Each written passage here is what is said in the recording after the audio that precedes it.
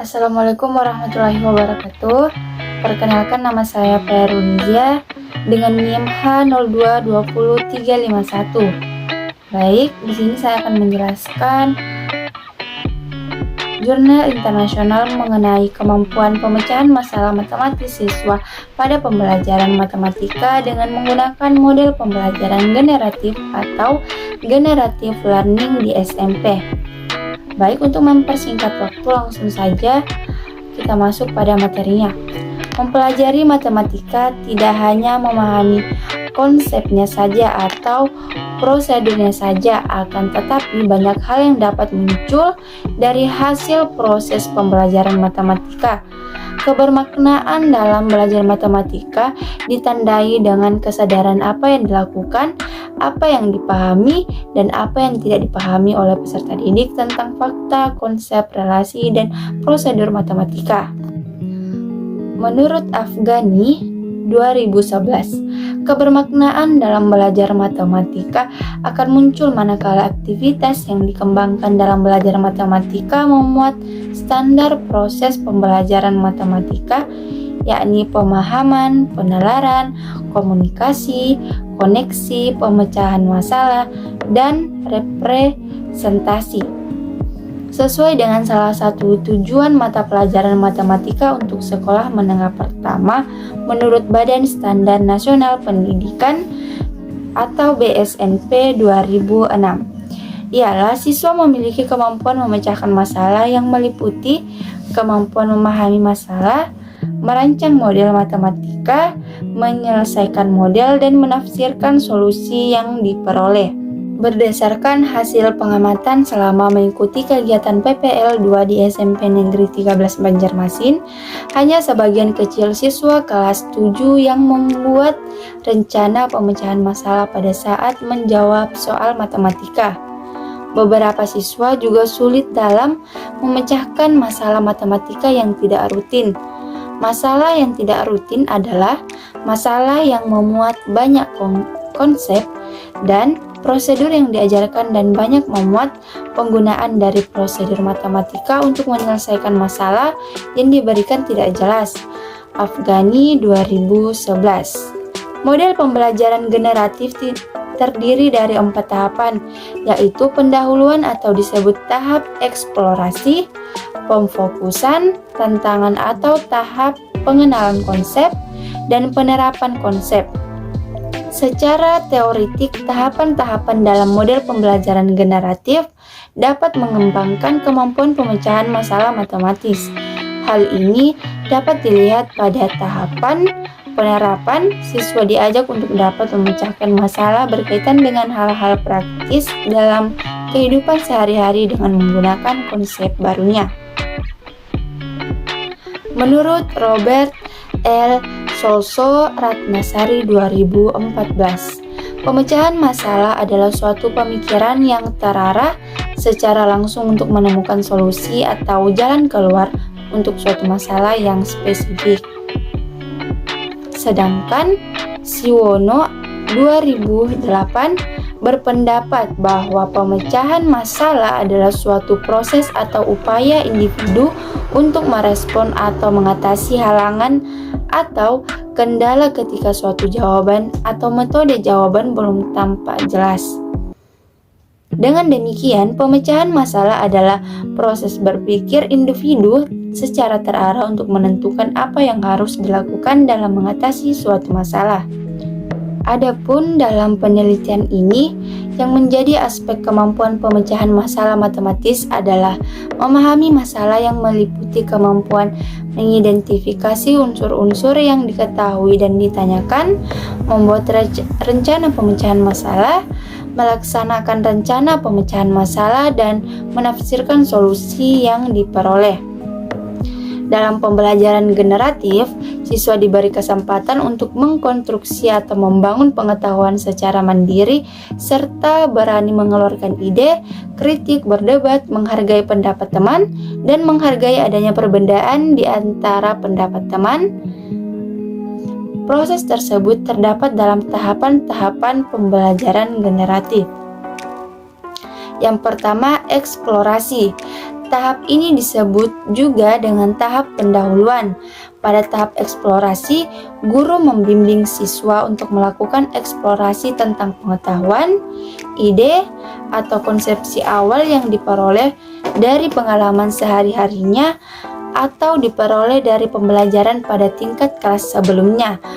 Untuk mendorong siswa agar mampu melakukan eksplorasi, guru dapat memberikan stimulus berupa suatu permasalahan yang dapat menunjukkan data dan fakta yang terkait dengan konsepsi yang akan dipelajari. Yang kedua, pemfokusan. Permasalahan-permasalahan yang diberikan hendaknya dibuat sedemikian rupa hingga memberi peluang dan merangsang siswa untuk menguji ide atau dugaan dengan caranya sendiri. Penyelesaian permasalahan dilakukan secara kelompok yang terdiri atas 2 sampai dengan 4 siswa, sehingga siswa dapat berlatih untuk meningkatkan sikap kerjasama dengan sesama teman sejawat, membantu dalam kerja kelompok, menghargai pendapat teman, tukar pengalaman, dan keberanian bertanya. Yang ketiga, tantangan. Dalam tahap ini, siswa berlatih untuk berani mengeluarkan ide, kritik, berdebat, menghargai pendapat teman, dan menghargai adanya perbedaan di antara pendapat teman. Pada saat diskusi, guru berperan sebagai moderator dan fasilitator agar jalannya diskusi dapat terarah. Diharapkan pada akhir diskusi, siswa memperoleh kesimpulan dan pemantapan konsep yang benar. Dan yang terakhir, penerapan. Pada tahap ini, siswa diajak untuk dapat memecahkan masalah dengan menggunakan konsep barunya atau konsep benar dalam situasi baru yang berkaitan dengan hal-hal praktis dalam kehidupan sehari-hari. Pemberian tugas rumah atau tugas proyek yang dikerjakan siswa di luar jam pertemuan adalah bentuk penerapan yang baik untuk dilakukan. Wena 2013. Sedangkan menurut Ngalimun 2014, basis model generatif adalah konstruktivisme dengan sintaks orientasi motivasi, mengungkapkan ide konsep awal, tantangan dan restrukturisasi sajian konsep, aplikasi, rangkuman, evaluasi, dan refleksi. Penelitian tentang pembelajaran matematika dengan menggunakan model pembelajaran generatif ini dilaksanakan sebanyak 7 pertemuan yang terdiri atas 6 pertemuan untuk pelaksanaan pembelajaran dan 1 pertemuan untuk tes kemampuan pemecahan masalah matematis siswa. Materi dalam penelitian ini adalah garis dan sudut. Pada kegiatan inti, tahap pertama yang dilakukan guru adalah membimbing siswa untuk melakukan eksplorasi terhadap pengetahuan atau konsepsi awal yang diperoleh siswa dari pembelajaran pada tingkat kelas sebelumnya. Pada tahap eksplorasi, siswa diminta mengamati gambar atau masalah yang terdapat pada LKK serta melengkapi bagian LKK yang rumpang guna memperoleh pengetahuan baru.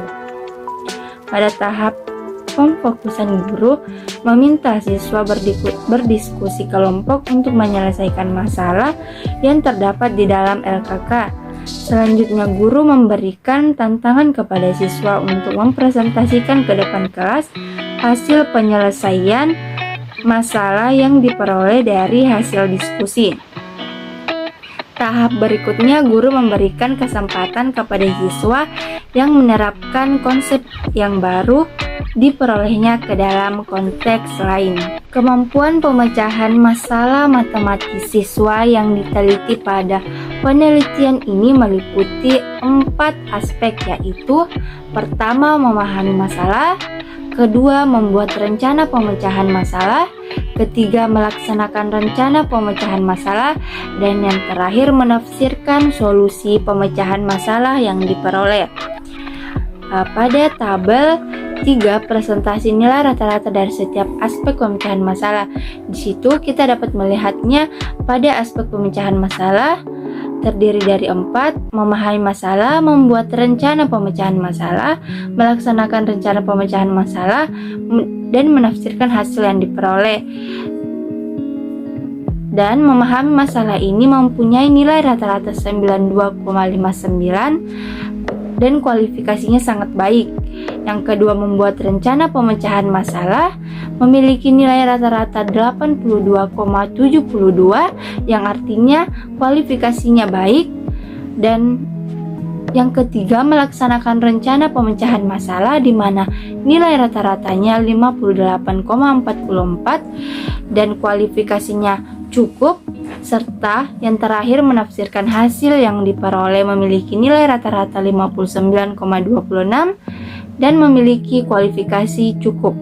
Baik, kita bisa melihat tabel 3 presentasi nilai rata-rata dari setiap aspek pemecahan masalah, di mana pada bagian pertama, aspek memahami masalah, yakni memiliki nilai 92,59 dan memiliki kualifikasi sangat baik.